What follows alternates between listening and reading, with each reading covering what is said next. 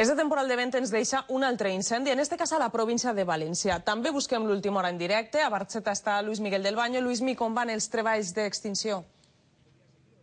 Què tal? Bon dia. Vivim una situació, podríem dir, esperançadora. A hores d'ara el vent ja no bufa amb tanta força i les autoritats són optimistes. De fet, literalment, ens acaben de dir que l'incendi ja estaria no controlat, però sí que està en una situació, s'està acotant del seu perímetre i de continuar aquesta situació climatològica, si no continua bufant el vent amb força, es podria donar per controlat en les pròximes hores. S'han cremat a la grossa unes 100 hectàrees, sobretot del terme municipal de Barxeta. També ha entrat una llengua de foc al terme municipal de Benigànim. Quant a les causes, s'estan investigant, però els podem avançar que cobra i molta força la hipòtesi d'un possible incendi intencionat, encara que no els podem confirmar si la investigació ja està acabada o no, però sí que cobra molta força la hipòtesi d'un possible incendi intencionat. Les autoritats han volgut destacar sobretot el gran treball i la gran coordinació des del primer minut de tots els mitjans que així han intervingut. Els habituals de la Generalitat i de la Diputació també s'han afegit, unitat de la Unitat Militar d'Emergències i bombers de la Comunitat de Madrid, que des del primer minut van treballar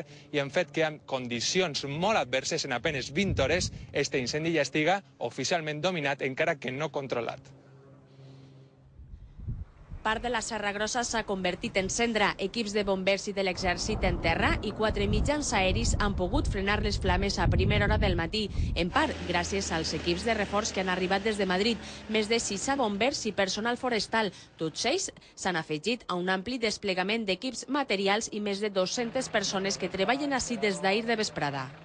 Estem treballant bombers del Consorci, bombers de les brigades forestals, de la Diputació de la Generalitat.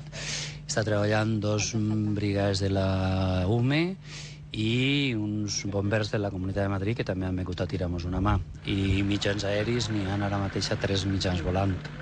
I tots aquests mitjans estan controlats i coordinats just des d'este punt, des del puesto de comandament avançat. S'ha ubicat així perquè és un lloc segur i a més perquè des d'ací pot controlar tota la zona afectada. Una zona d'unes 7 hectàrees que afecten els municipis de Barxeta i Benigànim a la comarca de la Costera. Darrere de l'origen de l'incendi estan ara els equips d'investigació. Arrepleguen i analitzen proves que certifiquen si va ser intencionat. Ho fora o no, la intenció de l'incendiari ja estaria controlada i tot gràcies també als esforços titànics d'esta matinada. Durant la nit, quan la foscor complica encara més els treballs d'extinció, la lluita al foc no es deté. A les 10 de la nit entra en acció el 3è batalló de la Unitat Militar d'Emergències de Bétera, una columna de camions disposada a lluitar contra la columna de foc i fum. Es mobilitzen més de 200 persones entre enginyers i soldats. L'organització i l'eficàcia són fonamentals.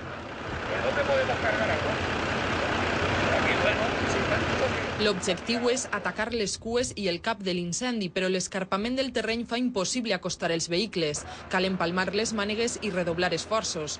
A les 5 de la matinada, amb l'incendi pràcticament controlat, arriba el relleu. Són els reforços els qui lluiten ara contra el foc, però amb la mateixa màxima, que la devastació del terreny cremat ocupe la menor superfície possible.